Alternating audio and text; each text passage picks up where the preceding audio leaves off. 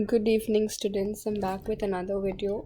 आज मैं आपको पार्ट 2 पढ़ाऊँगी। जो ये हमारा 5th लेसन चल रहा था, सब्सटेंस के बारे में हम लोग पढ़ रहे थे, मैटर्स ऑफ स्टेट के बारे में हम लोग पढ़ रहे थे। इधर हम लोग का न्यू टॉपिक है आज boiling. Water is continuously evaporating. We know that water spilled on the floor dries up slowly on its own. This vapor occurs from the surface of the water. What happens when water boils? As the water gets heated, its temperature increases and it evaporates at a faster and faster rate. तो अभी हमें पता है कि water evaporate होता रहता है। Evaporation क्या होता है, ये सब हम लोग ना फर्स्ट स्टैंडर्ड से पढ़ते आ रहे हैं। इवेपोरेशन मतलब जो जब हीट ज़्यादा टेम्परेचर हो जाता है वाटर पे तो वो हवा में गैस बन जाता है, राइट। जब भी उसको ज़्यादा बॉईल होता है एट सर्टेन टेम्परेचर, जब वो रिच करता है तो ऑफकोर्स वो क्या हो जाता है, इवेपोरेट हो जाता है एयर में। हमें पता है कि जब भी कोई पानी अगर फ्लोर पे गिर जाए, अगर उसको हम लोग वैसे ही रखें थोड़े मोमेंट तक, तो वो अपने आप वो ड्राई अप हो जाता है। ये इवेपोरेशन इधर भी टेक प्लेस कर रहा है, ठीक है।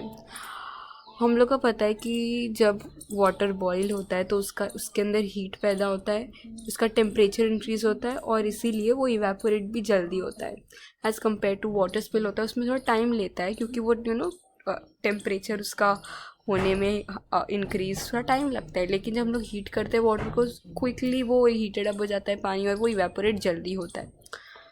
When water kept on a stove attains a particular temperature or level of heat, then evaporation takes place. ठीक है। Evaporation takes place in all part of the body of water.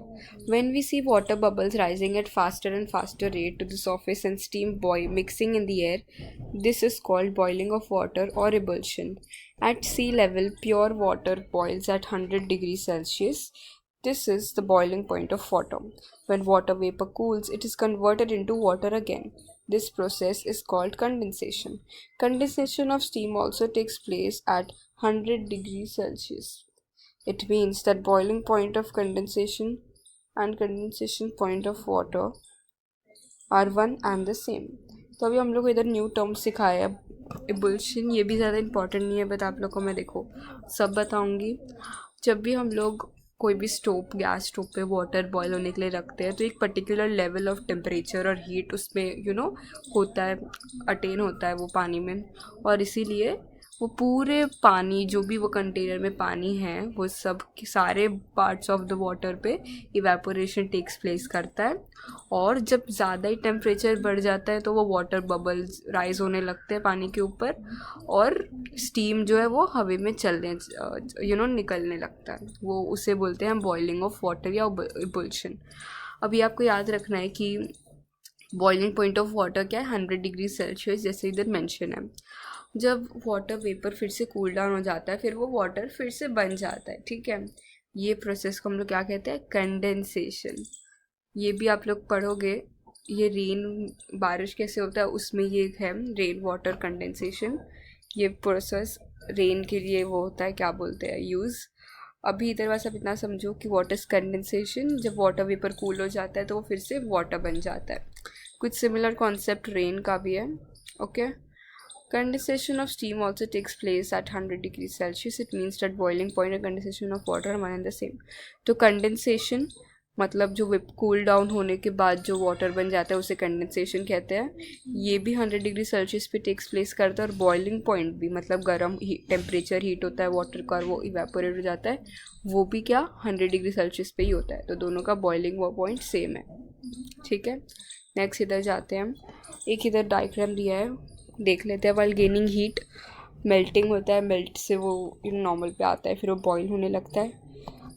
Vapour होता है कोई, वो लिक्विड से solid में जाता है, ठीक है, जब वो हीट लूज कर रहा रहता है। अभी हम लोग नेक्स्ट पॉइंट पे जाएंगे, फ्रीजिंग। बॉइलिंग पढ़ लिया हमने, ठीक है। फ्रीजिंग पे जाते हैं। The water kept in a fridge और on ice becomes cooler and cooler. That is, its certain temperature falls. At a certain temperature, water does not get any cooler but starts freezing and form ice. The temperature at which this happens is called the freezing point of water. तो अभी हम लोग कोई भी पानी जब fridge में रखते हैं तो वो पानी जो है लिक्विड के स्टेट में से वो किस में बन जाता है, सॉलिड आइस में बन जाता है जब वो कूलर और कूलर होता है। जब टेम्परेचर गिरता है तो ठंडा हो जाता है पानी और वो स्टेट कौन से में चला जाता है, सॉलिड स्टेट में आइस में बन जाता है। ठीक है, ये याद रखना है। टेम्परेचर राइज होता है तो हीट होता है, जब टेम्परेचर फॉल होता है तो फ्रीज होता है। Water does not get any cooler. और जब वो एक लेवल, एक टेम्परेचर तक टेम्परेचर गिर जाता है जब, तो उसके बाद वो कूल नहीं होता और वो फ्रीज होना स्टार्ट हो जाता है और आइस बनना स्टार्ट हो जाता है। ठीक है, the temperature of a substance can fall below 0 degrees Celsius. The temperature of air in the freezer of a refrigerator is around minus 18 degrees Celsius. It is read as minus 18 degrees Celsius, जैसे मैंने अभी read किया।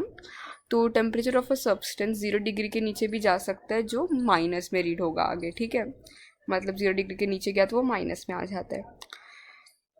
Next है when ice gets heat, it starts melting or changing into a liquid state again. Ice melts at 0 degrees Celsius. It means that the freezing point and melting point of water are one and the same. तो अभी ये point भी conclude होता है ना कि जब ice वापस लिक्विड में चला जाता है, जब उसके टेम्परेचर में चेंज आता है, जब वो टेम्परेचर बढ़ जाता है तो वो आइस लिक्विड बन जाता है।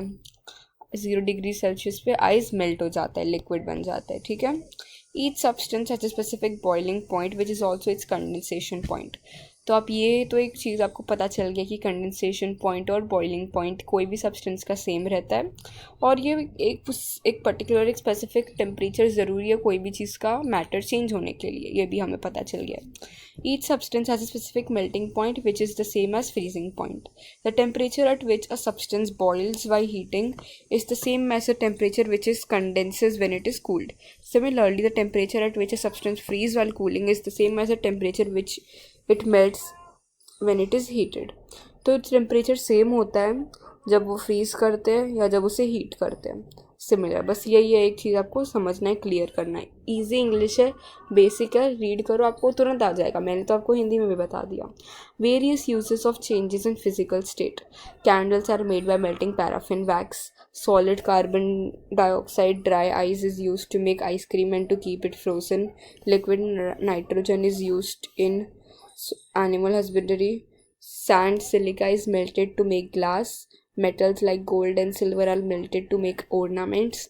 Iron is melted to make tools. हम लोग को पता चल गया ये uses, various uses of physical state. ठीक है, कि हम लोग फिजिकल स्टेट में क्या क्या यूज़ होता है। नेक्स्ट आ जाते हैं सब्लिमेशन पे। हम लोग को इधर एक एक्सपेरिमेंट दिया है, क्या चाहिए हम लोग को। पहले तो हम लोग को सैंड लेना है इन ओके, ये एक दो अलग अलग है। Okay, take some sand in a crucible, put some iodine crystal. Sand में आयोडीन क्रिस्टल डालना है और फिर वो क्रूशल को ट्राईपॉड पे रखना है और उसको गर्म करना है, वो कंटेनर को। स्टीम को ब्लॉक कर दो, मतलब बाहर जाने मत दो कॉटन प्लग से। उसके ऊपर ये देखो, इसके एंट्रेंस पे क्या लगा दिया है, कॉटन, ताकि वो बाहर ना जा पाए। And place it inverted over the crucible, मतलब वही बोल रही है, कॉटन को इसके क्रूसिबल के इन्वर्टेड उल्टा करके रख दो और इसको बाहर नहीं जाने दो। बर्नर को लाइट करो और हीट करो ये मिक्सचर को। कौन से मिक्सचर को, सैंड और आयोडीन क्रिस्टल के। क्या होगा ये देखते हैं अभी। Iodine crystal do not melt on heating but change directly to a gaseous state.